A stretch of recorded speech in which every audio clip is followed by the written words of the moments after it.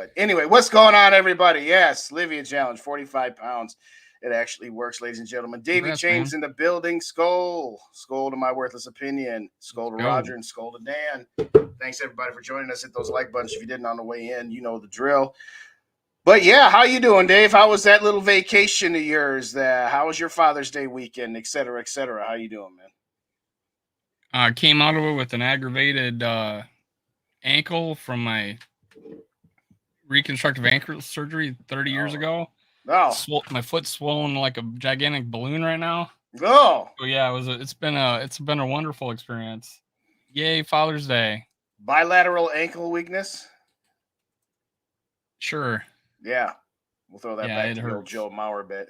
But oh well, sorry to hear that. Well, happy Father's Day belated to all the fathers out there watching us here. Now, hope you had an outstanding weekend. You know, I just finished off my Father's Day leftovers for dinner, and it makes me wonderfully happy. Except that I don't have any more, so I have to grill them again. But in all seriousness, thanks everybody for joining us. In the No zone, problem. he'll join us whenever, at some point, we hope. Yeah, it would have helped that I told him the time, and it would also help if he asked the time. So, but we we got him coming on. He's going to join us. Yeah, always a pleasure to have him on. But you know, there's some information that came out.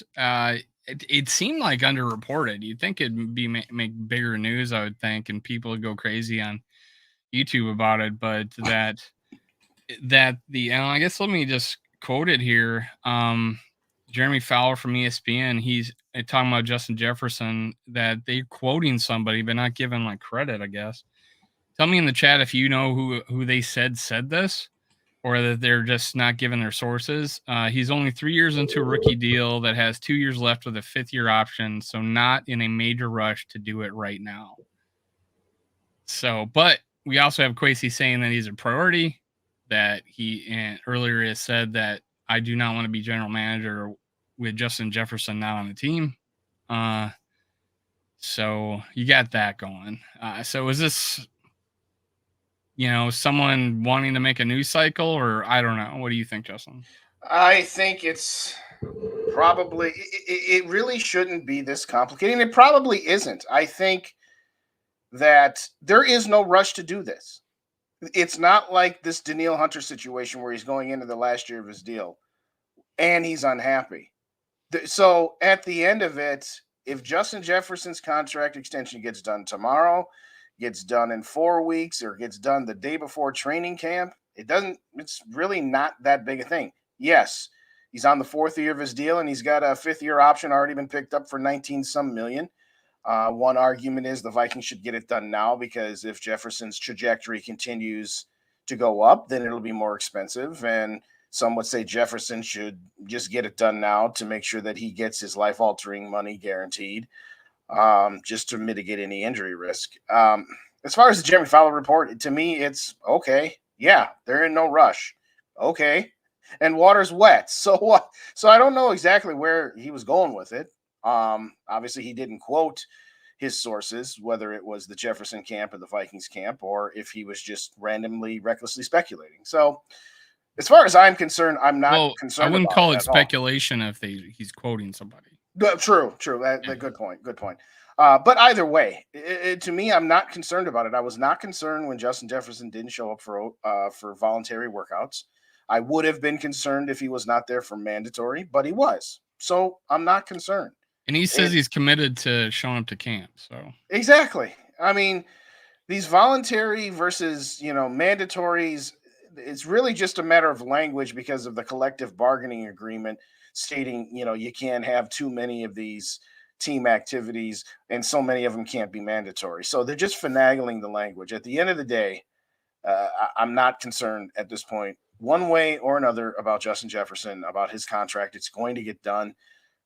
We all think that it's going to be record breaking. Maybe they're waiting for the Bosa deal to get done so that they can add $5 more to it, so that Jefferson doesn't get done first, and he's the highest paid non-quarterback for 5 minutes before Bosa gets his. Maybe, I don't know. But at this point, to me, it's just whatever. It's fine. Thanks, Raymond, for showing up tonight. Skull for life, you too, man. What's up? Skull for life. He's going to make plenty of money for endorsements. See, I don't think anybody outside like Peyton Manning or names like that, Tom Brady, Michael Jordan, made all their money from outside of actually playing. Like that's where they made the bulk of their money.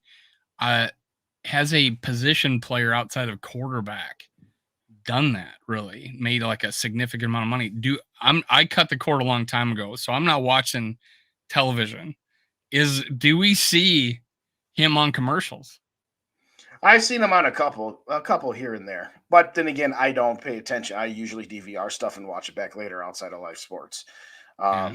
So I don't know how much more to answer that question. I've seen, I can't remember if it was a Hy-Vee commercial or maybe that was Diggs from back in the day. I don't remember. To me, it's, he's going to get shoe contracts. I don't know, if he's a Nike person or an Adidas person or whatever, but at the end of the day, no, you're right that very few people have gone that route where their endorsements ultimately end up being more than their actual playing contracts. But at the end of the day, it's going to be life altering money. It's not going to be like the olden days where, like for example, Chris Carter in his career, Hall of Famer, Jerry Rice in his career, they didn't make the kind of buku bucks that these guys are making now. So from a money standpoint, it's he's not going to be living check to check. He's going to be fine. I think I agree with Skull for Life. I think it's the least of our worries right now. I agree. What's up, Julian? Well, how you doing? my concern, and I think you probably, even though you just said you weren't too concerned, but my concern, but I think you'd probably agree, is that he is not getting cheaper as the time clicks by to where the biggest contract right now is like 31.6 million outside of quarterback, to where what happens when the next guy signs, right? Well, then is he going to make more than him? So like right now, the goal, the thing is maybe we could sign him for 32 million. And rather than if the next guy signs for 33 or 34 or 35, or how much more money will we have to spend to sign him? Now, going back to my original information, that it sounds like a shorter contract than than a longer one, like sub 5 years, that that doesn't hamstring the Vikings at all, having a 4 years, because like, so we'll see what that is. Maybe and does that mean 2 years plus another 4? Right, that's the other Probably, key. right? I Right, think. we don't know, but that's a very good point. Is if we hear that Justin Jefferson signs a 4-year extension, okay, 4 years on top On of the two top, he's got left, or 4 years total where they ripped up the last two and now he's only, so is he under contract for 4 more years or 6 more years? makes No, me that's a good wonder, point. is it Yeah. similar to baseball? Because Mhm. baseball, you can do that, or you can buy out the remainder of because in baseball, they got 7 years since they draft them, Right. 7 years of, you know, basically ownership over them.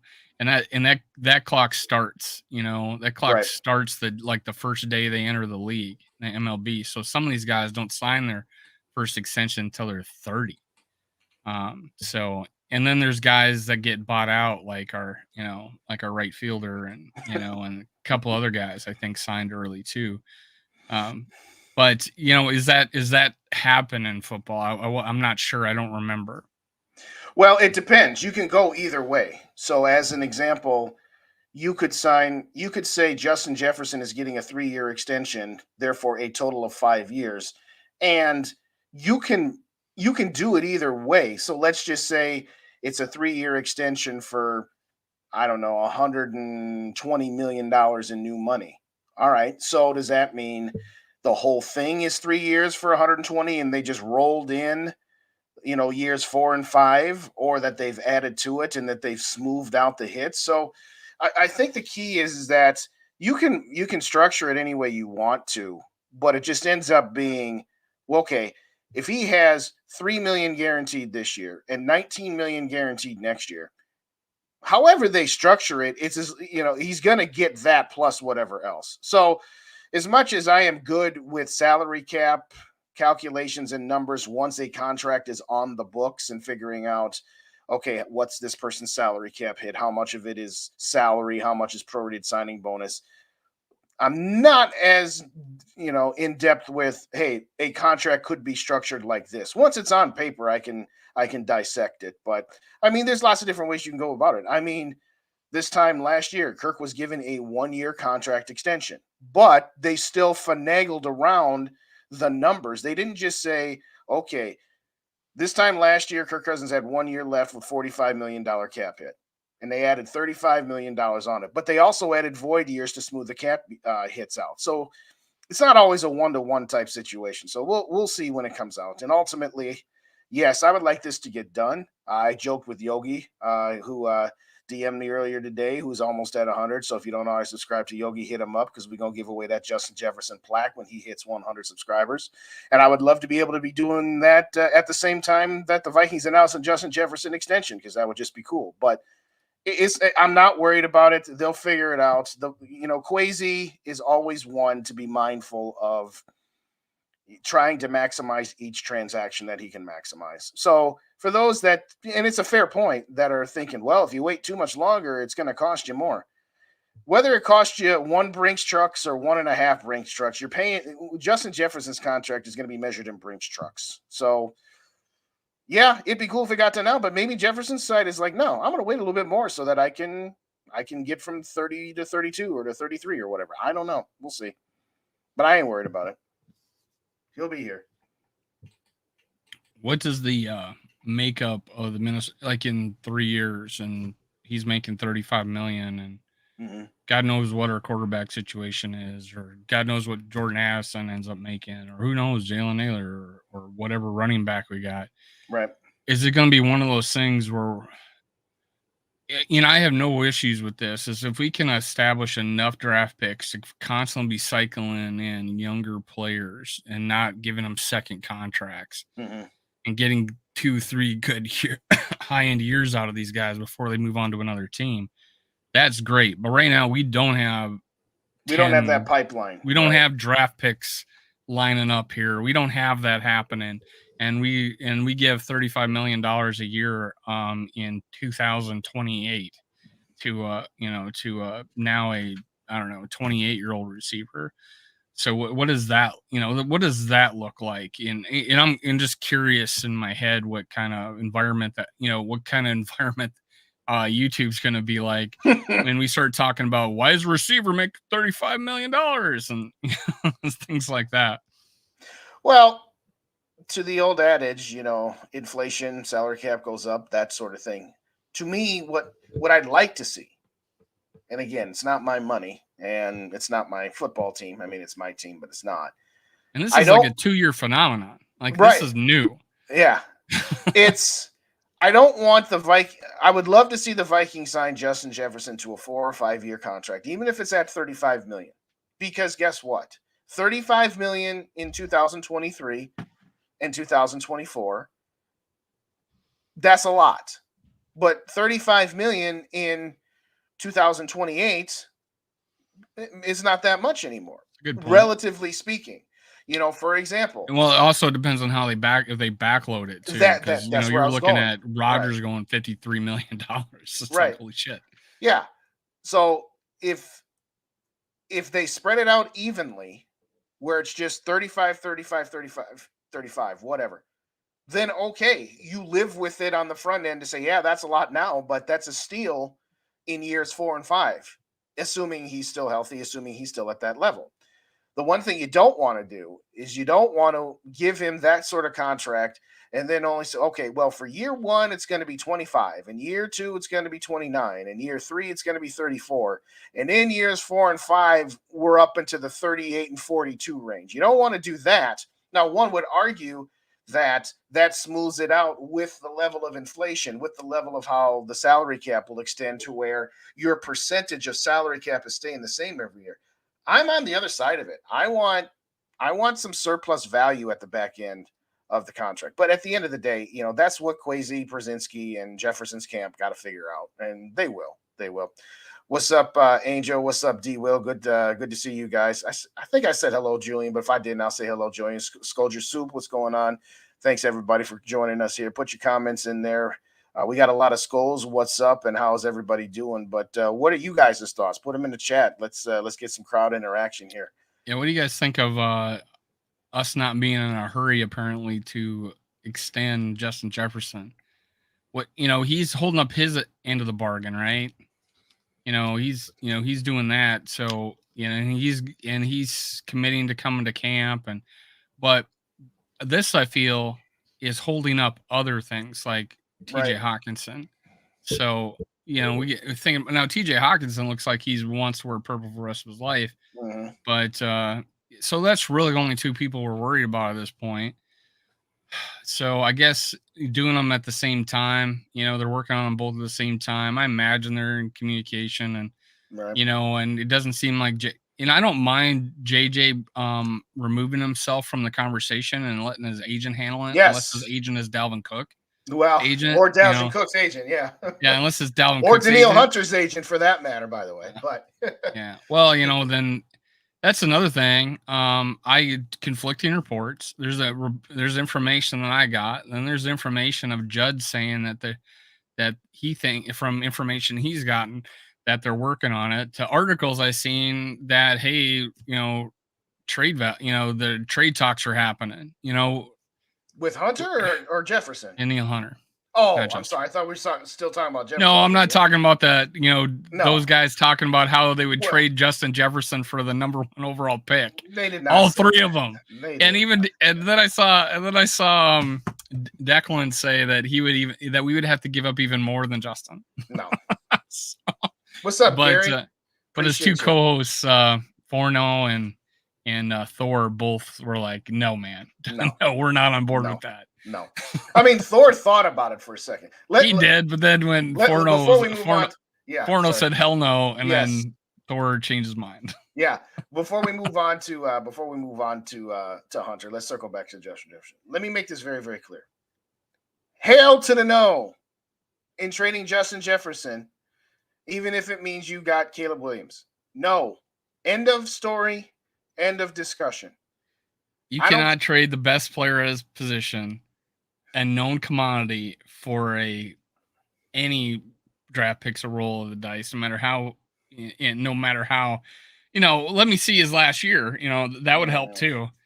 But hey, make sure, Gary, you follow both of us, Minnesota Sports Talk. I think you just subbed to me because I just gained a person. But make sure Purple and Gold for Days and Minnesota Sports Talk.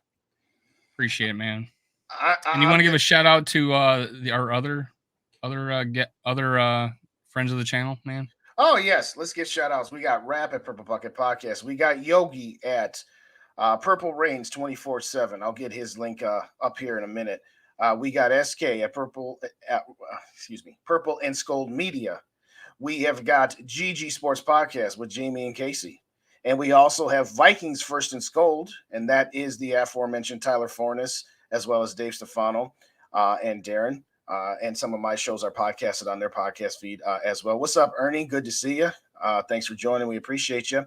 So, yes, hit up all the channels. Let's get this community surroundings building stronger and stronger. So let's give a shout out to Skullfest. Oh, I wasn't going to take the score. I wasn't going to take that one from you. I had a dream once where I was going to show up in Minnesota, and I was going to ask the GG boys, hook me up, and we're going to invite a bunch of people.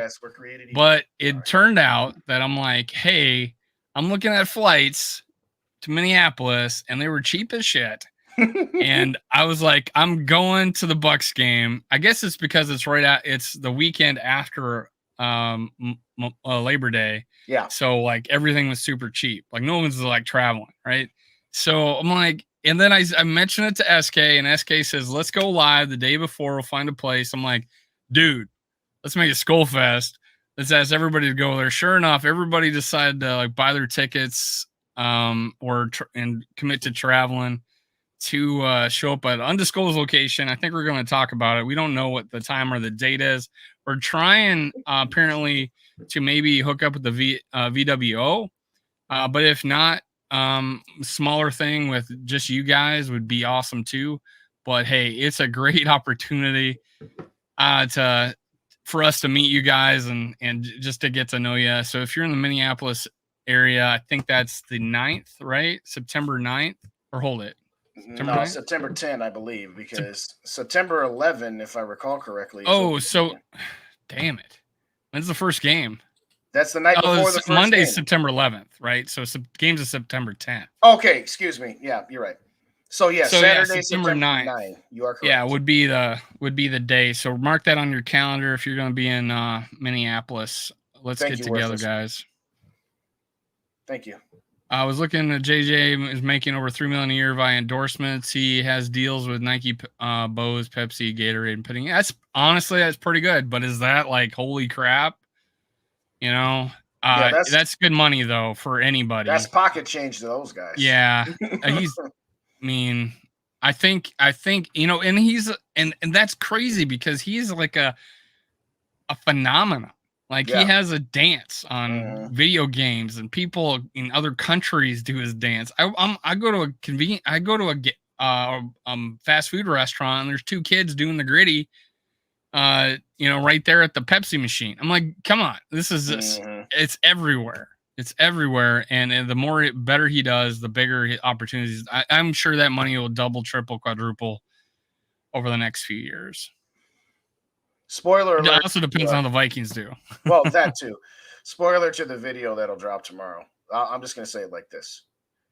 If all I'm getting is next year's #1 overall choice, which will call Caleb Williams, if that's it, no, that's not enough. It's got to be the #1 pick and a whole lot more just to get me to even get to the table and think about it. I'm not going to completely give away all my material so y'all watch my video tomorrow, but it's got to be more to even get me to the table. I'm not saying that there's not a price where, okay, if this team was serious, I mean, you could come up with these ridiculous trades that like, okay, if this team was seriously offering me this, then I really got to think about it. But if all it, and again, what the question was posed on Twitter was, if you could guarantee the #1 pick, would you do it? And to me, that's not enough. D-Will, I'm going to read through your comments here. So the first one D-Will had, so you're saying you would have kept Tyreek Hill and got rid of Patrick Mahomes? No, dude. Patrick Mahomes is the best quarterback. Kirk Cousins, I'm sorry. And Dave and I are not talking about Kirk Cousins tonight. We're not, just so we're all clear. Every time I do, I lose money. Yes, but in all seriousness, Kirk Cousins is not Patrick Mahomes. Justin Jefferson is the best wide receiver. Caleb Williams is not guaranteed to be anything. Caleb Williams could be Jamarcus Russell. He could be Sam Bradford. Well, this is not even a fair comparison because Patrick, we don't have Cheetah trading for future quarterback Patrick Mahomes. Right. So we don't know what Caleb Williams, or even if that's the #1 guy in Kwesi's eyes. So we have no idea. So it's like drafting any quarterback. You don't know what they're going to be like, but you got such an, and another point here was a great QB is harder than a great wide receiver to come by. Sure. Yeah, that's it is. True. And that's why it's so scary to trade for a #1 pick to take a quarterback, because it's harder to get one. Why give up the known commodity for an even harder a worse chance of hitting on a player? Now, it used to be harder to get a wide receiver to show up right away, right? It used to be. Not anymore. Like, wide receivers are like, holy crap, they're coming out of the woodwork. But quarterbacks still are a problem. They're still, you don't draft 5 quarterbacks and all 5 of them are good. 1, maybe 2 are. It's crazy. I'll say it like this. Option A, let's just say option A is Justin Jefferson with Jaron Hall and Jordan Addison. Okay, that's door #1. Door #2 is Caleb Williams, Jordan Addison, and maybe Jalen Naylor, maybe KJ Osborne. I don't care. I will take Justin Jefferson and the unknown in Jaron Hall over. Again, if you could get a Caleb Williams on this team without giving up Justin Jefferson, guess what? That allows the chances for Caleb Williams to be even better than what. But all we have on a Caleb Williams right now is a projection, he's a prospect. And I'd love to have that prospect on this team. But I'm not trading Justin Jefferson straight up for Caleb Williams. If you told me Justin Jefferson going out and Williams is coming in plus 4 other first-round draft picks, okay, I'm listening at that point, because then you are maximizing the trade chip that is Justin Jefferson. But straight up for Caleb Williams is not maximizing Justin Jefferson on any planet in the multiverse.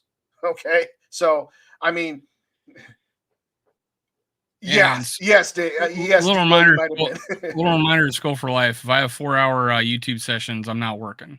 That's where I'm losing money. So 3.5-hour shows and 4-hour shows, I am not Especially out when I was trying to get us making out of money. here. But So anyway. that means at 9 o'clock, I am cutting this show off, regardless of where we are in no conversation. matter where we are. Thank you. Thank you, Gary. We both appreciate it. We got Bob Swede, and I think you said that on someone else's channel too, Bob, or tweet, I forget, but I think I've seen that sentiment from other people. The greatest QB in the franchise history was drafted in the 3rd round. Yeah, I mean, and Tom Brady was picked in the 6th. I mean, again, thanks, Gary. We appreciate you. Tell your friends. And well, there was fewer teams, so the 3rd round might be the end of the 1st round. That's true too. That's true. To me, I'm not one of those, you cannot trade Justin Jefferson. I mean, he's my favorite player. I've got his namesake. He's got my namesake, whatever. But you are not maximizing an asset if all you're doing. We can talk even if Caleb Williams became, let's not use Mahomes, let's not use Burrow, and let's not use Allen. Let's say, a Jalen Hurts, Lamar Jackson, and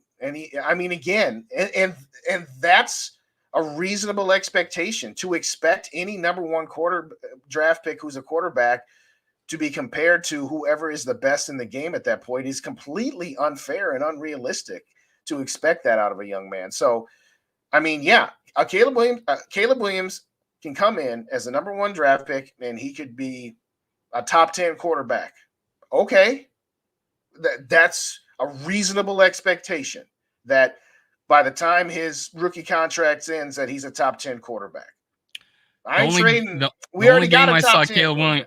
The only game I saw Caleb Williams play, they played Notre Dame, and he looked terrible. Mm-hmm. So it's like me watching Justin Herbert. Whenever I watch him play, he plays bad. I don't know what it is, but hey, we got In the Zone. What's going on? In the Zone. Let's go. What's up, man? What up, though? How y'all doing?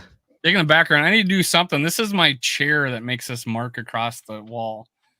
I feel like I live in a dirty house, but this is my chair. But I like In the Zones, man. Your background, your face, and all that. Oh, good look. I appreciate that.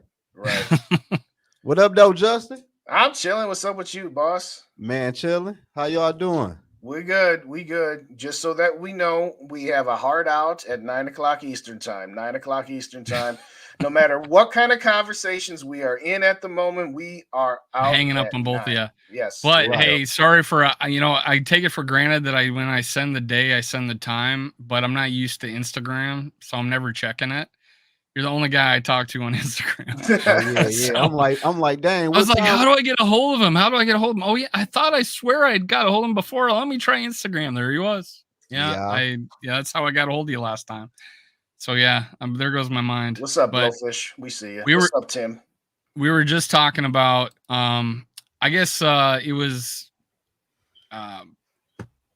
Purple Daily talking about how they would trade Justin Jefferson for the first overall pick next year. Like that was like, would they do it if that was a situation where would we trade to get the number 1 overall pick to take the best quarterback available? And they all 3 of them said they would, all on Purple Daily. And there's a couple people in our chat saying they would too. What do you think, man? Like, why would you trade a talent like Justin Jefferson for an unproven quarterback that you get in the NFL draft? And prior to Caleb Williams, they say this is a deep class of quarterbacks coming out. I'm pretty sure you could find you a quarterback in this year's draft in the 1st round. So you agree with us? Yeah, I'm not trading no JJ for no 1st round pick. Then I did my own homework before. The 1st overall quarterback taken in the NFL normally don't even pan out for real like that, right? Or win a Super Bowl. It's so weird because when they do that, when they go number 1 overall, it's like it wasn't even a deep class. You know, it's like, why did someone go number 1 in this draft class? You know, Right, but like I did a video on Deion Sanders' son, Shadir Sanders. Yeah, Yeah. you were talking about him the other day. Yeah. Tell us about it, man. Man, I could like he played for HBCU, so the competition is different. But man, the boy can throw the ball on the run, like throw it on the money too, and he can throw the ball deep for real. So there's a lot of other quarterbacks. He transferred to Colorado, right? Right, but I want to see how he played this year. If he ball out at Colorado, I want him in Minnesota. I want to see how he played this year. How many years he got left in college? This right now would be his 3rd year in college. He played 2 at Jackson State, and his 3rd year going to be at Colorado. He started as a freshman, right? He didn't. Correct, yeah. So he's got 1, if not 2 years to go. Right. I want to see how he played though, but I'm like Caleb Williams is nice, but I'm pretty sure, man, there's other quarterback in the NFL draft for real, man. No, I'm with you. I'd love to have him here, and I'd love to pair him with Justin Jefferson and Jordan Addison. Like I said, I'll just say it like this. There are 2 players in the NFL that I would trade Justin Jefferson for. That's Patrick Mahomes and Joe Burrow. That's it. I would not trade Jefferson for Josh Allen, who's I have as the 3rd ranked quarterback. I would not trade him for Jalen Hurts or Trevor Lawrence. Then Burrow and Mahomes. That's it. If I'm starting a team and I have the 3rd pick and those 2 guys are gone, I'm taking Jefferson. So no, hell no. That's crazy, Justin, though. Because look, though, like Josh Allen and Jalen Hurts, they all playing good because they all got a top wide receivers right now. So why would you trade a top wide receiver for you to go back and try to find a top wide receiver to go with your quarterback? That's moving backwards. He said he turned him off after they heard that. I did too, man. That's crazy. That show I did. I did turn him off. Y'all moving backwards. JJ gonna make any quarterback look good. Then we got TJ and we got Jai. All we need is a quarterback. But to trade JJ for an unproven quarterback is crazy. Right. So with that, we got the trifecta agreement. Mark this day. Write this down. Right. On exactly. June 20th. What's up, Dan? What's up? 2023. We would not trade for Josh Allen or who else was the 4th guy you guys mentioned. But yeah, we're anybody but the first 2 top quarterbacks. Right. I mean, do you think that I'm too haughty on JJ, putting him at the number 3 guy? Would you take Allen or Hurts or any other quarterback? I wouldn't take Hurts for sure, and I wouldn't take Allen or Hurts because I think they're just going to get. I honestly think a lot of their game revolves around trucking people. Yeah, I'm not big on Josh Allen anyway. Josh Allen to me not that good of a quarterback for real. Well, I think in my opinion, Josh Allen is Daboll got a lot out of him. And he was so bad throwing picks in the red zone last year. And the way he played in the playoffs, it's a detractor for me right now. But players can have their ups and downs. Tom Brady's gotten figured out in the season. He just played 25 seasons. You know, Peyton Manning won the Super Bowl, and he looked like he had a fucking noodle hanging off his arm in the year he did it. So it's kind of crazy. You can have your ups and downs. Yeah, but I'm straight on Josh Allen. But you, I know you're a Lamar Jackson fan, right? Yeah, I won't want Lamar Jackson either, though, for real. Like, I like Lamar, but I'm not trading Lamar for no JJ. Yeah, right. Again, I'm not gonna. If there's a guy that a lot of their games dependent on running the ball, I'm not gonna I'm gonna squeeze as much life out of him as possible. And Dante was a example of that. I think he got hurt, and it was a shell of himself. Yeah, but I want Minnesota to find their own quarterback, man. I'm tired of us getting. I'm tired of us getting the another team run down quarterback. It's like I'm straight on that. I've seen that too many years. Well, let's who is it here that wanted to dump Kirk and get Teddy back? I don't know about that. Yeah, I don't know about that one. Let me say it like Blowfish, this. Dump Kirk, bring back Teddy. I had so much trust in Bridgewater at the stage of development. before his injury. I actually cried tears of joy. The key We phrase all like was Teddy, injury. Yes, but I'm honest- probably the biggest Teddy guy before his injury, and he was below average at throwing the deep ball. He was below. It was weird because he'd overthrow people. It's not like he didn't have a strong enough arm. He just had that sidewinder. He had that push delivery. You know what I'm saying? Yeah. And he would sail it by people. I remember sitting there and his father in our fan club, and he threw out 3 picks at his worst game ever. And we just felt so bad for his dad watching the game with us down here in South Florida. No one said a word, but everybody was like, oh my God, how terrible is this game? But yeah, Teddy had a real problem throwing the deep ball. That was my only. And, when he started to run the ball in that preseason, that preseason, he started to look really good. I was looking forward to the season. Then shit, I was devastated. Oh yeah, I remember where I remember at work. One of I was at work too, and I was like, "Holy guy was shit. a Houston Texans fan, and he came in jumping around like, "Oh, he's done. I'm like, "Your team is terrible. You cheer for the Houston Texans, man." And you. Well, then we went 5-0, which was crazy. Yeah, that was crazy. And ended up 8-8. I'll say this: I will go to my grave, and maybe that's another discussion that Dave and I can have another day. The universe where Teddy does not get hurt, and therefore we never trade for Sam Bradford, and therefore we never sign Kirk Cousins. The era that was 2015 through 2019, half of which was before Kirk and half of which was included Kirk, would the Vikings have been on a better trajectory? Would they have gotten more out of that window than they did? I say yes, because in addition to not spending the money on Kirk, you also don't spend the draft pick on Sam Bradford. And at the end of the day, the one thing that I want to know what Teddy had on Mike Zimmer, because Mike Zimmer loved him, and he's like one of the only 2 quarterbacks that Mike Zimmer actually liked. But having said that, no, right now, I'm sorry. I was the biggest Ted head in the world, but no, at this point, no, it's over. That's done. Absolutely not. Yeah, Teddy. Oh, right. He's still getting injured right now in the NFL. Yes. Yeah. No, Scoldger Soup. Make sure you come to Skullfest, man. Yes. You've admitted you're in Minnesota, so drive up for Skullfest. I Book a hotel room. Again, this is what's funny about the offseason in the NFL. Somebody, and it wasn't even Score North. Somebody put it out on Twitter, and so they said, "Well, I guess we have a topic for the day." Now, I usually agree a lot with what they say, but not this one. No, and I can't believe that all 3 of them went with it. I'm not surprised that Declan went with it. I'm not surprised that Phil went with it, but I'm a little surprised that Judd did. But no, that's crazy. Anyway, what do you want to, real quick? We started off talking about Jefferson, and are you concerned about his contract situation and this report about there not being in too much of a hurry to do it? Why don't you wrap up that topic and then we'll move on to Hunter? What are your thoughts on that, Zone?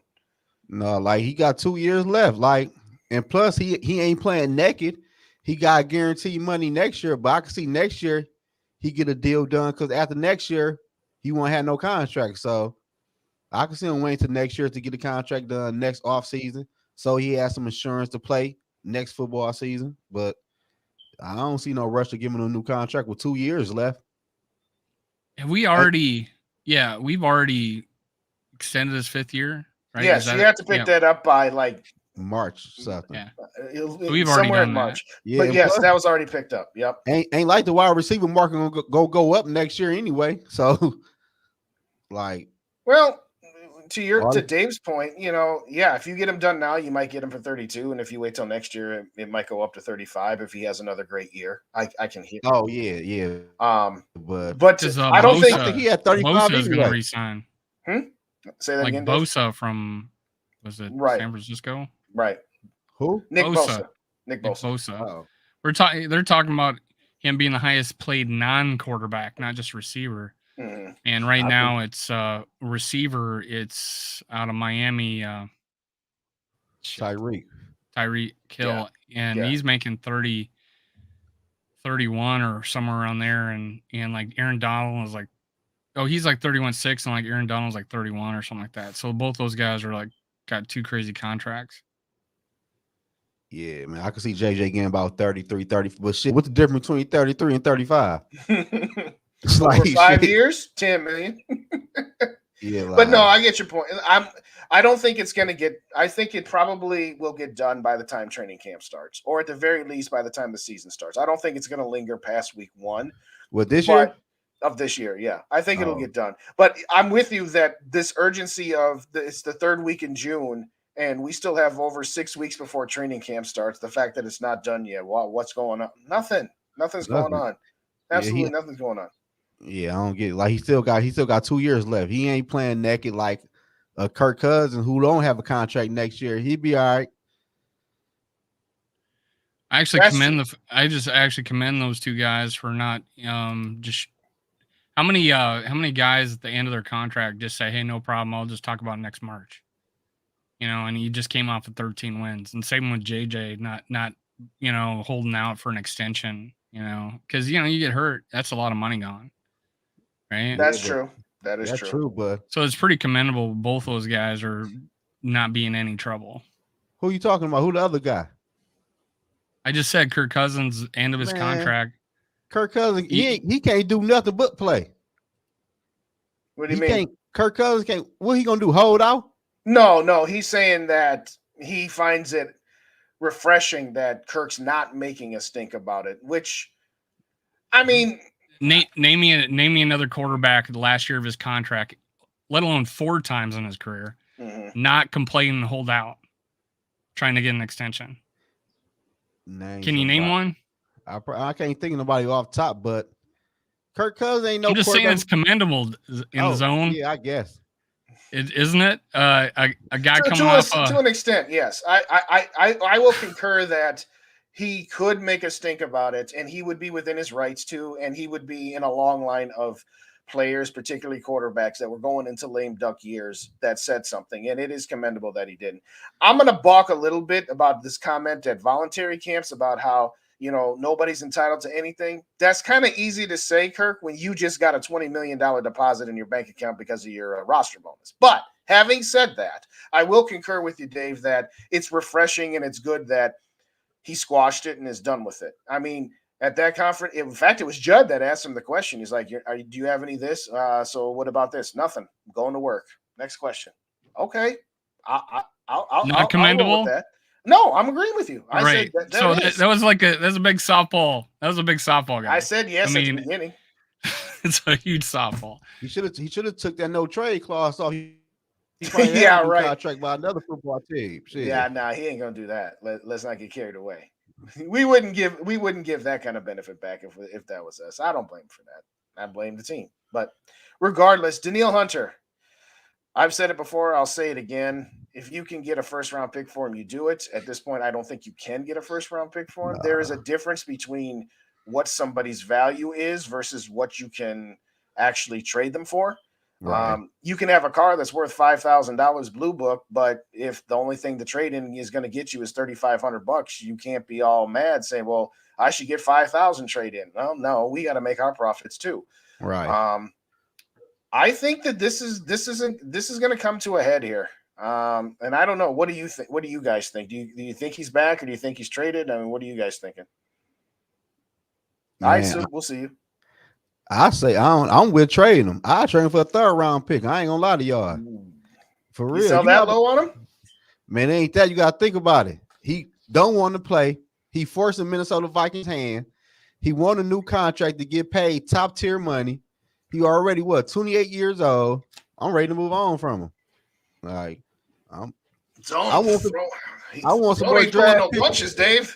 Can we have a fact checker here on David Chains? I want some more draft picks so we can move up in the NFL next year to draft us a quarterback. I don't care what quarterback it is. I want to move up in the draft and get a quarterback. I don't care what quarterback it is. Man, hey, anybody but Kirk, right? Point, man. No, no, here you go. I'm just saying, man, I want a quarterback, man. Cause we ain't gonna be able to get Caleb Williams for real. But it's like they say, this is a deep class of quarterbacks coming out. Right. Soldier Soup's coming. There you go. He's coming to Skullfest. Soldier Soup. So I don't know, man. I'm ready. I'll trade Hunter, man, because he's gonna want to get paid top money, and he gonna want like a 3 or 4 year deal. I'm straight. Yeah, I believe it was Treadwell, Bob. I don't Yeah, think it was Troy Williamson. Yeah, change. It was not Troy Williamson. Troy Williamson was different gone before decade. Favre got here. Different So, decade. yeah, no, it was not Troy Williamson. But I get his point that Teddy, got the front end of Thielen and Diggs before they were Thielen and Diggs. Well, it But could have been Thielen. Well, Thielen wasn't getting any time of the day. He Right. didn't play till his 4th year, really. So, which is still killing me. I will say this: the beginning of Stephon Diggs was with Teddy. The game against Detroit, where he had that diving catch, that game against the Chicago Bears that ultimately ended up tying the game, where he rung on a swing route and took it to the end zone, as a couple of examples. But anyway, we moving on from Teddy. As far as for me, Danielle, I don't think he's back, and I don't think it's gonna get dealt with anytime soon because right now there's no inflection point. And what I mean by that is the Vikings are not desperate to trade him right now. The Vikings offered him more money this year just to kind of bump him up off of the $5 million he's slated to make. And Danielle was like, no, I want a long-term contract. I want 2 or 3 more years. I want some security. Exactly. I feel him. So I understand Danielle's point of view. I also understand the Vikings' point of view. I agree with you, though. Or I don't agree that I would not be okay with just a 3rd-round pick. I've been saying a first for forever. I mean, if it was like a 2nd and a 3rd, maybe, or something like that. But a 3rd-round pick straight up, boy, Kwesi would be hearing about it. People are already not happy with him with the Zadarius Smith trade, which I don't understand why. You guy didn't want to be here. He was on his way out. You got something versus getting nothing like you did for Cook. Yeah, But I don't know. I don't think he's back though. I really Now, don't. Danielle Hunter doesn't have any. Doesn't he? He doesn't have any dead void years, right? Oh, yes, he Nope. does. He does. Yes. Oh, he do? Yes. Let's look that up because I thought you 'cause only had that- 5 years this year. He's only got $5 million in cash, but his salary cap hit this year is $13 million, and he's got an $11 million dead cap hit if he's not back next year. $11.5 million. I don't know. That's the conundrum that the Vikings I are don't in. know, man. My thing is, man, he 28. Like, in order to get a 1st-round pick for Danielle Hunter, you would need a top pass rusher on the contender to go down in minicamp. Yeah. That what they need. Yeah, it says 11 and 11.24. Excuse me, not 11. and but then 5 the next year. So was it 16? So it's not. No, it's not 16 total. What that 11. I get it. I understand. Yeah. I remember how it works. Yeah. 11 total. If they cut him. Yeah. So another thought would be is Vikings play hardball themselves and say, hey, take this money or you're playing at $5 million. No, he's not going to do that. Well, okay, we'll give you 15 or whatever number. Just throw a number out there to play this year, and that's it. Player, not play, don't make this $18 million or 15 or whatever it is, or and not make it, or play and make this $18 million. I would think Danielle would play. I would think so, but again, they've offered him something like that, and he said no to it. He might change his mind. To your point, yeah. I'm just saying, holding up to the end like that. Yeah. And you're going to give up $18 million on a good team, But Danielle's running the risk of maybe the Vikings rescind that offer if he sits out, drags this out too much. You better be careful of that. But I mean, I guess it really shows trade value. It goes down the longer this is drawn out, it seems. I would say this. It shows you Kwesi's showing his hand from the standpoint of what he wants this roster to be moving forward. He didn't bring back Thielen, didn't bring back Kendricks or Peterson. The only reason that Harrison Smith stayed is because he took a massive hit on his contract. Harrison Smith's the only one who said, fine, I'll play ball with you. They invariably had a number that they gave Dalvin Cook that said, all right, we'll bring you back on this. What's up, Skull Mafia? They probably said the same thing to Thielen, but it's kind of like, okay, they want Danielle Hunter for this year so that they can stay competitive, so to speak, but they don't want him beyond that. Otherwise, they would have offered him a contract, and they haven't.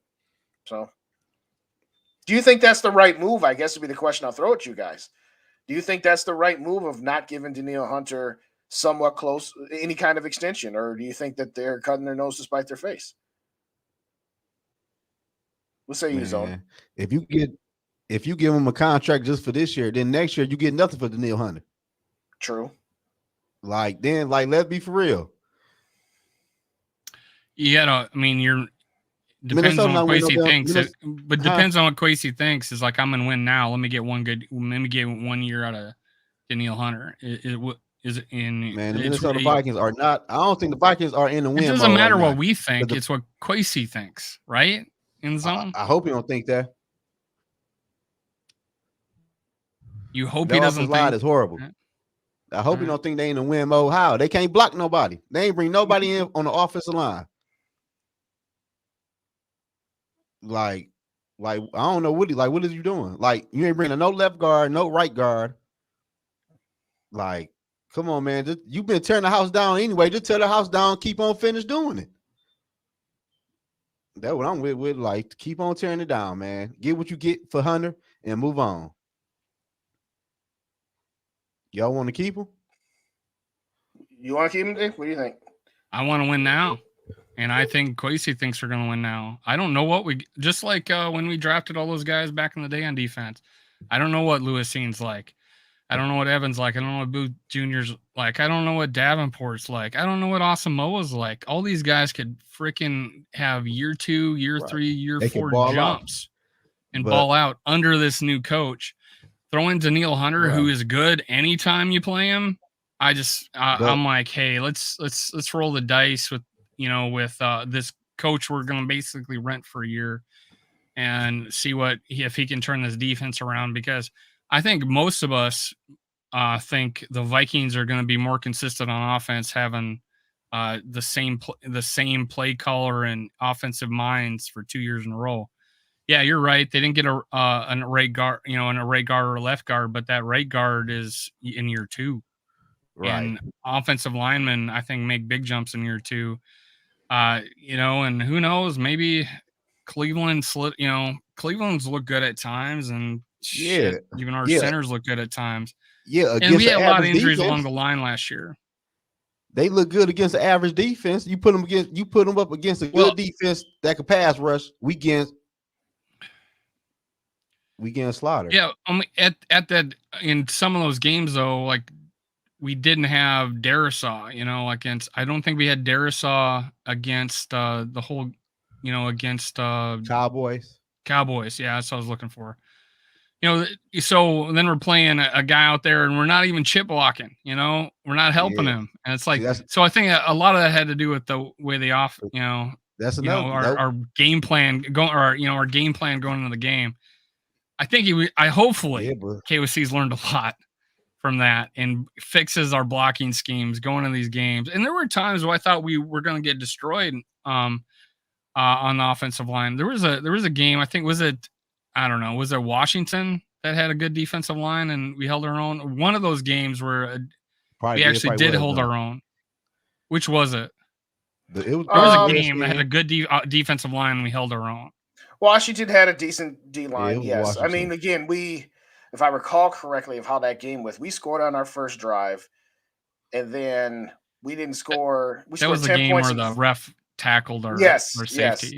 And we scored 10 points in the fourth quarter. So, yeah, we survived. I think survived would be the best word. Well, my hope is it's the second year of them playing together, and hopefully hopefully Darisaw stays healthy, and hopefully that's a whole nother thing. We're really hoping that this offensive line stays healthy. Yes, that's what I'm saying. No depth. We ain't got no depth. We need some depth on O line.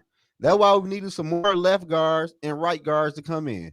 Because if 2 offensive line or 1 O lineman go down, we screwed. The whole O line gonna break down. Well, it turned out we found out we had a decent backup right tackle, so that's good. So our tackles. I like our tackles. Yeah, our tackles are solid. It's some guard positions. Correct, and unfortunately, that's Kirk's biggest weakness is pressure up the middle versus the outside. So unfortunately, they've got their offensive line kind of built backwards for what their quarterback is. And I will grant that it's been that way since Kirk got here, and they've not always done a good job of at least putting that piece in front of him. We've tried fixing the defenses here and there. We've gotten him offensive weapons or kept weapons, that sort of thing. But to your point, though, Zone, I kind of agree to a certain extent. to me, I would rather see them either go all in or take a step back. Because let's say you trade Danielle Hunter. Let's say you trade him. Well, and this is coming from my compatriot Mike Castellino. He said, if you trade Hunter, you might as well trade Kirk. And I'm like, well, the Wills are never going to do that. The Wills will never do that. Not unless you got some ridiculous offer that you just couldn't refuse. But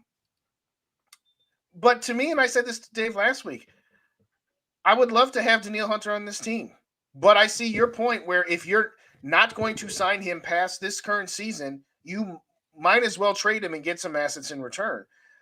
And I lean towards the trade him and get the assets in return because I don't think Danielle Hunter materially changes. I mean, is he a good player? Yes. Are you starting on second base versus first base defensively as you're trying to get better with Danielle Hunter? Yes. But if I look at the schedule, okay, I got him winning somewhere between 9 and 10 games with Danielle Hunter, maybe 11. Without Danielle Hunter, I'd probably take 1 or 2 games off that. And so where does that put us? That still puts, I think right now with Danielle Hunter, we win the division in week 17 comfortably with 1 game left. I think without Danielle Hunter, we're fighting with Detroit for the division in week 18. And so ultimately, does it really change the outlook of the season per se all that much? No, not for me. Others would say, nah, I think he would, which is fine. But I'd rather have some draft capital in return versus letting the guy walk. This is either his last year here or he's done being here, the way this is looking right now. What's up, Holden? I saw you a minute ago. Exactly. And we haven't said the High School Mafia. I said hi to Mafia, but that's all right. All right. We got him. We know when Mafia's in the building. We know that. I think we've moved to the next level. Mafia. Crazy one. Mm-hmm. That's a very good point, Gary. That's a very good point. A lot of people kind of not happy with Quasi, and I will listen all day to Quasi about that trade last year with Detroit where he didn't get enough. I think we all agree to that. But as far as the free agency goes, I don't really have too many bad things to say about it because, again, we got into this cap mess after 5 years of making the moves that we've made. He wasn't going to be able to clean it all up in 1 or 2 years. So I will give Quasi the benefit of the doubt there. What do you think of Blowfish comment? What do you think, Dave? You think? I think he's been the one player that's been dogged the most this past year as our right guard. I don't think he's been overrated. I think he's honestly, it's been blown out of proportion because there's 3 plays where he stepped on Kirk Cousins' foot. But if you go look at the rest of the plays in that game, these games that he stepped on the foot, it was. And I watched like every play, and I love to focus on the line. There was games where, outside of 1-2 mishaps, there were key plays, mind you, but the rest of the game he was flawless. I'm not saying he's elite, not saying I just saying a year or 2 you're going to see I think a big jump from him and Ed. I'm going to say Ed Ingram. But I just think he's gonna make a major jump. And honestly, people dogged on him last year. I don't think I pulled up a YouTube channel or on my show, any of the shows that I've done that people were like, yeah, Ed Ingram's really great. No, everybody is dogging on him, if anything. I think unjustly, honestly, and I think he's gonna step up. I like his future more than I like Cleveland at guard. Well, I will say maybe his stock dropped a little more because I think it was 2 or 3 times he stepped on Kirk right at the snap. That always is gonna make him look bad too. But I hope you're right. I hope you're right. Games where the center's done it. Yeah. I was like, honestly, I was like, Kirk, if have a staggered stance. It's something, anything. I was like, yeah, if you're on the. I guess, you don't expect it to happen, right? So I don't know. But yeah, Kirk does not have a staggered stance. His feet are even when he receives the ball. Oh, stop it, Weevil. Oh, God. I highly now, yeah, Booth is more apt to be because he has a longer history of injury. Yeah. But Lewis Cine, that was just freak injury, and it looks like he's recovered from it. Straighten him. Yeah. That's the key. That's the key is what can you get for him?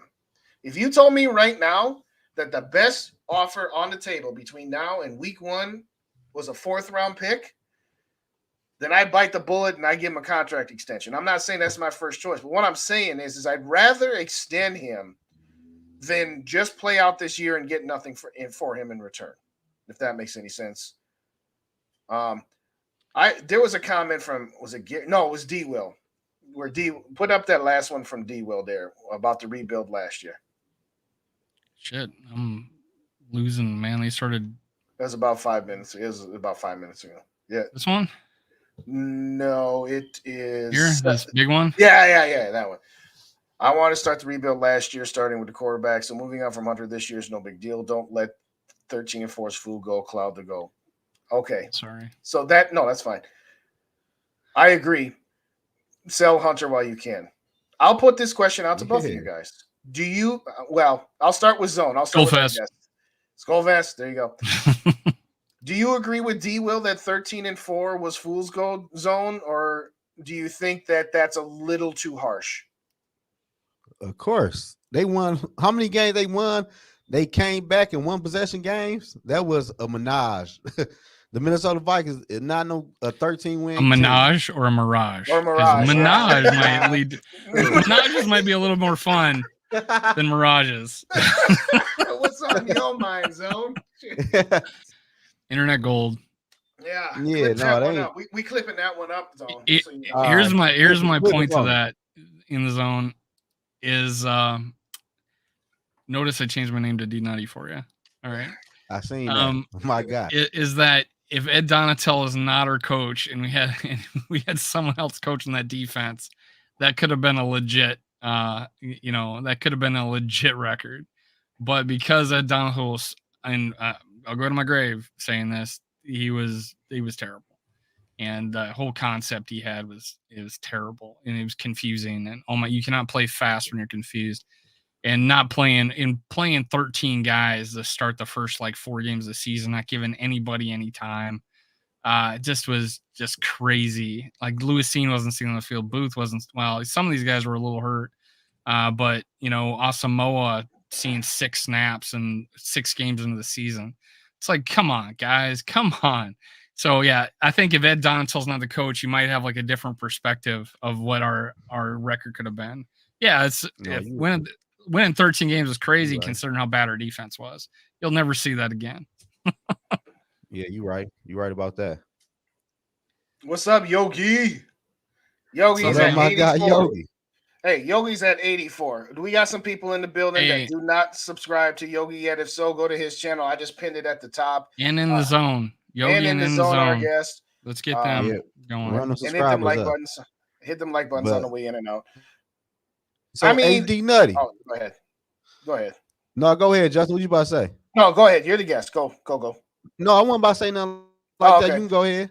I was going to say, I think that I do find it funny that some of the national pundits that were calling us frauds all last year, and that started right after the Buffalo game, where we hadn't gotten embarrassed by Dallas yet. The Vikings, they're frauds, and they're not a good team. But now you're complaining that we're getting rid of all of our older players that are making too much money. It's like they were 13-4 last year. I'm like, weren't you always just telling us that we weren't a real 13-4 team? So what I was going to ask you guys is, I don't understand. And I know that we always go with the media always gives us grief, but which one is it? Are we really a 13-4 team, or are we really just a 10 or 11 win team that overachieved a little bit? Because when I listen to the national guys, I can't tell because they got us coming and going. They don't be knowing. Well, going into last season, I was saying that this year, 2023, was going to be our peak year. Going into that season, I don't think we were ready to make that next step. I did count us at 12-5 only because of the record or the schedule we had. I thought it was very favorable to us with 9 home games. So I thought 12 wins just because I thought we had the team, and I wasn't happy with Ed Donatel being the head coach. I thought we settled, or not the head coach, but the defensive coordinator. But I okay, they're talking like this is a good thing and this is great, and he's who he's his pedigree and stuff like that. But that's the reason why he's been an assistant for fucking ever, man. Mm-hmm. There's a reason for it. And I'm like, but I thought this year was going to be our peak year. And the fact that we now got a defensive coordinator that I was hoping quality wise we would have got last year, and we now got younger, faster. I even with Danielle Hunter going, I think we'll still have a better defense than we had last year. Agree. I don't know about better, but I will say at least watchable. You don't think better? I don't know if it'd be better, but what I will say is watchable, and what I mean by that is it was unwatchable just watching that defense just get picked apart and never punch back. I think that that Flores is going to have them punching, and sometimes they're going to hit, and sometimes they're going to swing and miss and get burned. Okay, so there's going to be times where instead of us giving up a 7-play drive over 5 minutes at 8 yards apiece, we're going to have some quick scores or some quick drives against us because we're being aggressive, and that's okay. I'm okay with that. I'd rather go down swinging versus just sitting there letting people pick us apart left and right.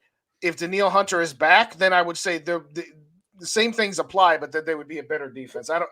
Maybe better is the wrong word to use, but again, the word I'm using is at least it'll be watchable, where you're not just sitting there like it's 3rd and 9 and we're playing off 12 yards again. One, I think he's also known for generating pressure and generating sacks and creating that in the same way with Zimmer. He was that way too. And we were second in the league in sacks, with Danielle Hunter only playing less than half the year. So it's completely capable of doing that, where we get more pressure, we get that, cause more turnovers. Sure, we may give up points. I don't think we'll give up the extent of that. Like, we gave up more points than we scored last year.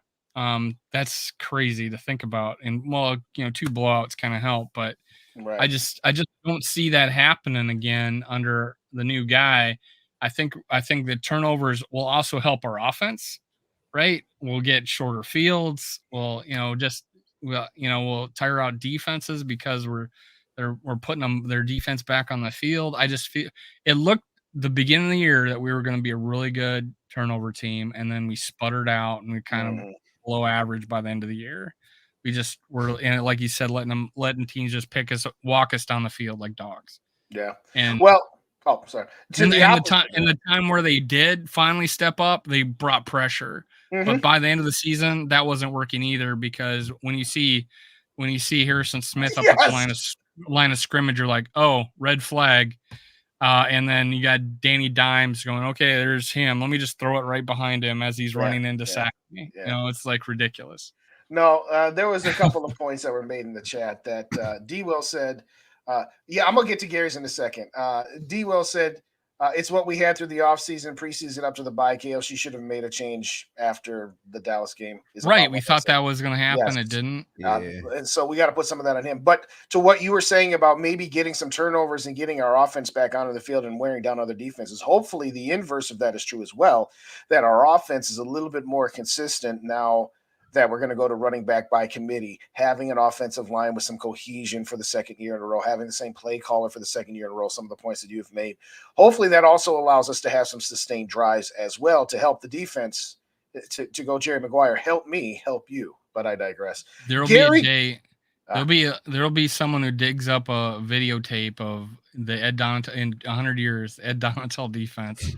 And they'll do a freaking documentary on how not to play defense. Well, that's how bad it was. Before we get to Gary's point there, dang it, I lost my train of thought. What was I going to say? Oh, it is refreshing to, even though it is camp and you're playing against air and you're not going full bore, it is refreshing to hear. I think Cousins said it, and I can't remember which one of the offensive linemen said. I think it was Darisaw, that it's like, we actually have to pay attention to what the defense is doing in practice, because they're not just lining up in their Mickey Mouse shell defense. We actually have to, work in practice, which, okay, I like that just for the fact that, okay, you know what? The offense is going to actually have to do some stuff in practice that might actually help prepare them for a game. Preparing against a basic defense in practice all week doesn't help you if the other teams don't run a basic defense. But anyway, Gary, putting the negative energy. People say I'm negative, Gary.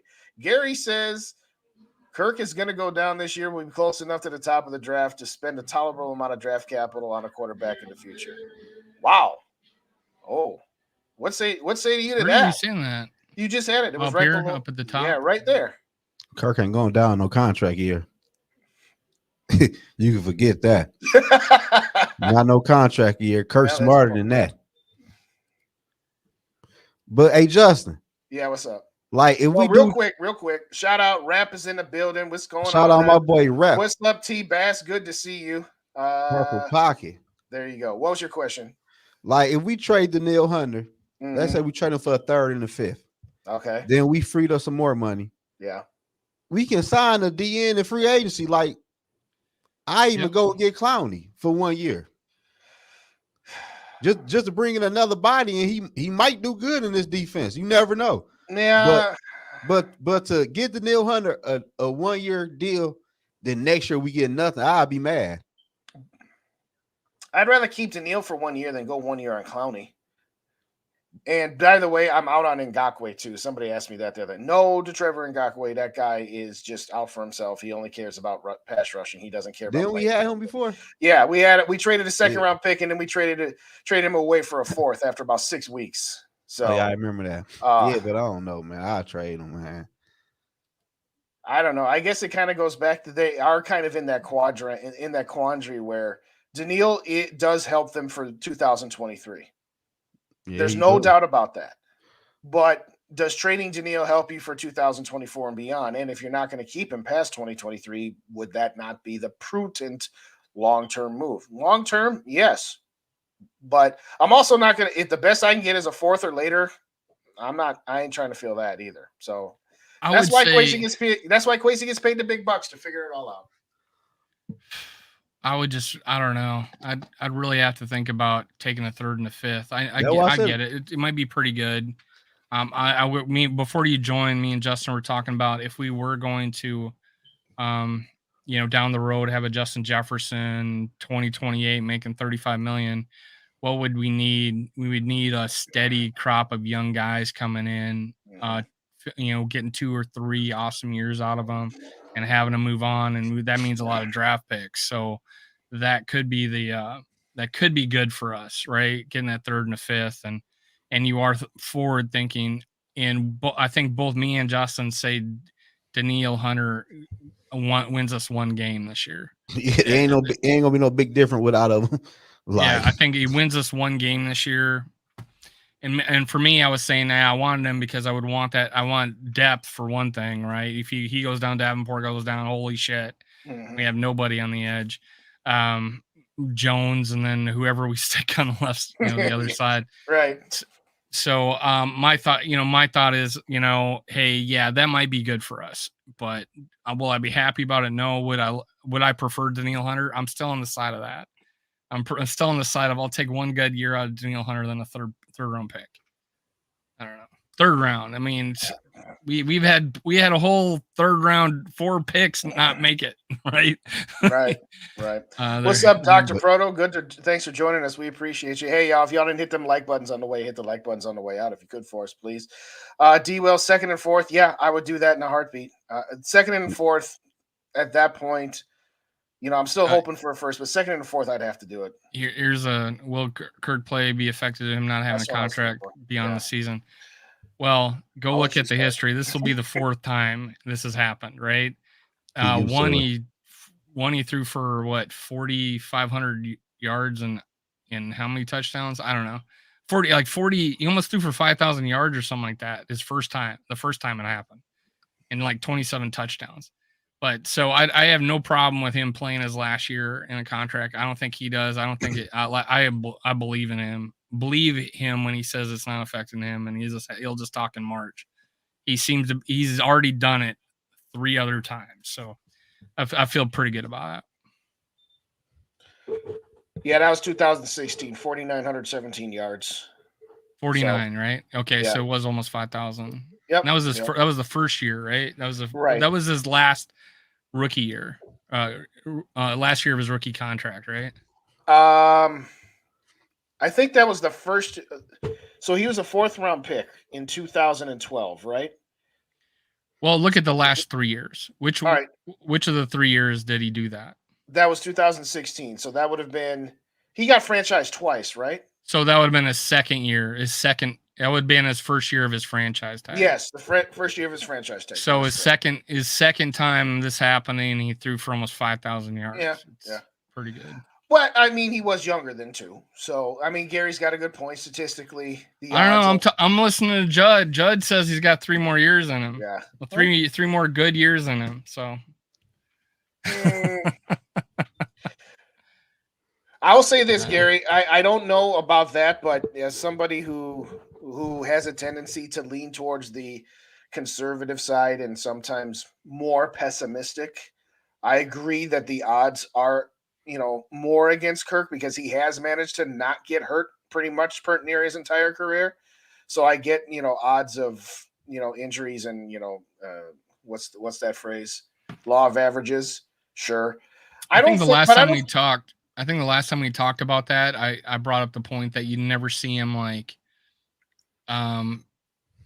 going down oddly, he running out of the pocket when he shouldn't have, or someone coming from behind, or getting twisted down. Fighting for an extra yard type of thing, right? So I think that has a lot to do with it, obviously. I'll say that I don't think it's going to affect his play because what affects what kind of contract he could get from another team is production. So exactly. I don't think he's going to be out there making business decisions and having his production drop because I get your point. One thing that'll devalue you is being injured. Another thing that'll devalue you is being less productive than you have been. Because if Kirk is, say, 80% of production of what he has been his entire career, what are people going to say? Oh, he's losing it. He's lost a zip on his fastball. He's not as accurate as much. So no, I don't think it's a good question though, but I don't think it's anything to be concerned about. So T-Bass is bringing this up. He was making comments about when we were talking about. Well, I was unloading on Ed Donatel and his defense. He was saying that the defensive backs getting burned and toasted, but we were one of the fewest. We had one of the least amount of sacks in the league, like in the 30s, right? It was like pretty bad for us usually. And he's saying here that Hunter's basically lost a step, like he only got 10 sacks last year. But I think you may agree with me that you guys may agree with me on this. He was playing a completely different defense, playing a completely different position, and he still got double-digit sacks. That's kind of crazy to me. It was, honest to God, when I talked about Danielle Hunter last year, I was raving about his individual effort to get shit done, and I give him a lot of credit like that. And I think Kwesi would too. I definitely think Flores would. So I think he put his hand in the ground, and that's for Flores. Don't put him out for every play. Yeah. If you put him out there for 3/4 of the time, and those times are the ones where you need him to be in a hand in the dirt, then he's gonna easily get the numbers he used to. I think, and he's equally as good against rushing the passer as he against the run. And I think that is across the board what people say about him. I think that part I agree with. I mean, it's unfortunate for Danielle. He's had a lot of bad timing things happen. He signed his extension early. We got to fight here. I know. I'm trying to ignore. I'm trying to stay focused. Fight. Skull Mafia. He said worse about me. He says Skull Mafia said worse about me. Skull Mafia and T-Bass are doing their best Justin and Dave impression from last week. But anyway, I digress. He signed a contract early, and nobody forced him to. He accepted that deal, and he probably was given some assurances that after 2 or 3 years they'd rework his deal. Well, then he was injured for a year, and then they regime, and then they pulled up some money, and so they made him happy for 1 year. And then Zimmer gets fired, and once again he's like, "Hey, these guys told me they were going to give me some more money. Well, they told you that. We didn't tell you that. So we'll pull you forward some money some more again. And now you're left with $5 million, and you're hitting there." You're left with your hand in your hat. Bob said you took go to your room. That's a good one, Bob. That's good. So it's not entirely. I mean, Danielle's not blameless for this, and he has been unlucky too. Where right during the times he was gonna probably try to renegotiate to get a better deal, he ended up being hurt. I agree with you, Dave, that He got no Clipping this. favors Whatever last it year. is. Whatever it is, I'm clipping it. Go ahead. Yeah, exactly. He got no favors playing an Ed Donashell defense where he doesn't have his hand in the grass all the time, and he's being asked to drop into zone coverage way the heck too much. So, but it is what it is. The NFL stands for not for long, and it's a cruel business. It's a cruel business. All right. We said at the top of the show, we only got to the top of the hour here. We're 2 minutes away, so we're going to wrap this up. If we get past a couple minutes, that's fine, but we're not going to much further but that. But any last topics or thoughts, Zone, as our guest that you want to throw in here? Your I floor, appreciate man. y'all bringing me on your channel. Absolutely. Huh? It's your floor. For real. You know, I'm always ready to come on D Nutty Show to talk some junk with him and Justin. No. Yeah.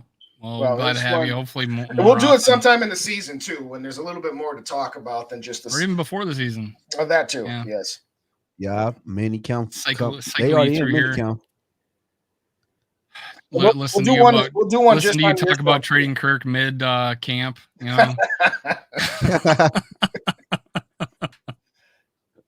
With that being said, if y'all don't subscribe to In the Zone, hit up our boy. Yeah, How long you In been the doing it? Zone. When did you start your Zone? When did you start yours? Oh, I got you, Bob. I'll answer your question in a minute, but go ahead, Zone. How long you been going? Man, for like 9 months now, like September, I think. Okay. I'm going on a year coming up. All right, let's get it. Yeah, I was a year what was I? April 10th. Myself. Huh? I was a year April 10th. Oh, okay. So I know I started seeing you soon after that. I remember. Yeah, probably during the football season. That when I started up like week 1. Okay, there you go. Yeah, but I got a new show coming up with me, Yogi, and Mike Zone Sports. Okay. We got a show we doing every Saturday at 9:30. Oh yeah, right after Yogi and Rap. So you guys are gonna do that? You guys gonna do that consistently? Yeah, he said every Saturday we going live. All right. Okay. And by the way, because he works nights, right? So his weekends are when he goes live. Yeah, Yogi. Mm-hmm. Yeah, we're gonna try to get him on a record, a show we'll record, and I'll talk to you about that, Justin. Maybe we'll get together on a Sunday and record for half an hour. Sure. So that's always something. But hey, the Bob Swede franchise JJ, I don't think so. That's not gonna happen. No, there's no way we get through 2 years and say, oh, hey, we're gonna franchise you. Yeah, Bob. I'll make this real quick for you, Bob. It would be suicide for Kwesi and the Vikings to franchise tag Justin Jefferson. I think Viking fans would show up with torches and pitchforks to his house. Can you imagine? Yeah, put up. Gary. Yeah, we got him. We're gonna franchise him. Yeah, we'll just franchise him, and then we'll just franchise him. Then we'll franchise him again next year, and then we'll give him his guarantee. No, the franchise tag is something you use when it's like you want one more year out of a player, but you don't want to give him a long-term deal. As far as Gary's question, how often you guys go live? Well, during the regular season, Dave and I do this simulcast on Tuesday nights, 6:30 Central Time. We've got a streak going since once we started this. We haven't missed a week yet. One of us has missed it once, but we had some fill-ins, so we're trying to keep this going. I missed it twice, I think, right? No, you came in with me and Jade about halfway through. So you missed one for sure, but then you came in with me and Jade. I thought it was the chat.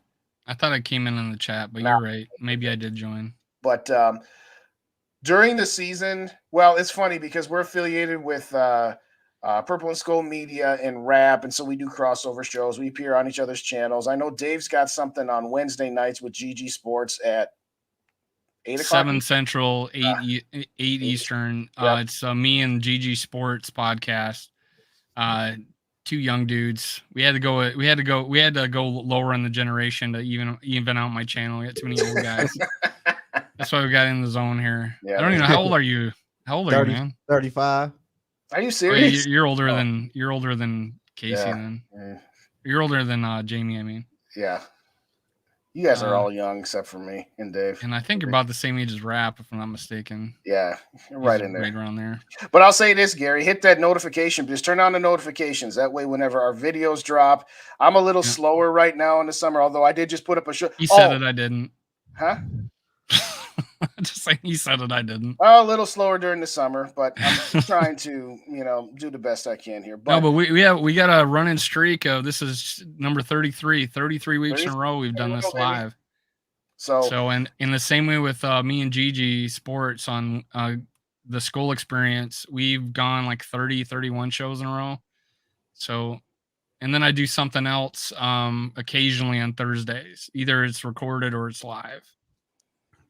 And sometimes I go on Raps on Thursday. Sometimes we simulcast on Thursday or Friday. I mean, it's kind of hard to say right now, particularly in the off season when we're not in rhythm from that standpoint. But like I said, hit them notification bells. That way, whenever we go, it'll ding your YouTube app with the notification bell. But also, if you don't already subscribe to Vikings First and Scold, that's where Dave Stefano and Tyler Fornes, I occasionally appear over there. I also do podcasts on their podcast feed as well. So just hit up the buttons and all that good stuff. And by the way, everybody, hit them like buttons on both channels on the way out, if you could, please. Looks like T-Bass and Skull in the Zone's YouTube channel in the description below too. So I appreciate that. on, yeah. And I got Yogi's in my chat pinned at the top there.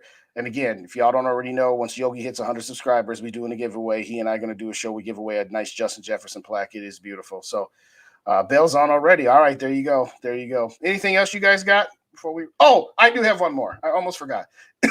If you didn't see, go to my channel when you're done after you hit the like buttons and look at my short on this Packers knucklehead, Packers for the win guy, trying to say that Christian Watson has a higher ceiling than Justin Jefferson. Did you guys see that? Oh yeah, I comment on it too. I seen that. Oh, I know you seen. I'm saying, oh my gosh, did you see that? Dave? Christian Watson. He tried to say that Christian Watson has a higher ceiling than Justin Jefferson. I about laughed out of my chair. That's a pretty high ceiling. Yeah, it's a pretty high ceiling. So if y'all didn't see the short on that, go to my channel, check it out for me. But in all seriousness, thanks everybody for joining us. It's a mid-June Tuesday night where nothing's going on and y'all still showing out. We very much appreciate it. Yeah, appreciate it. We hit over 20. We had 24 at one time. It was pretty good, man. Thanks for hitting the like button. And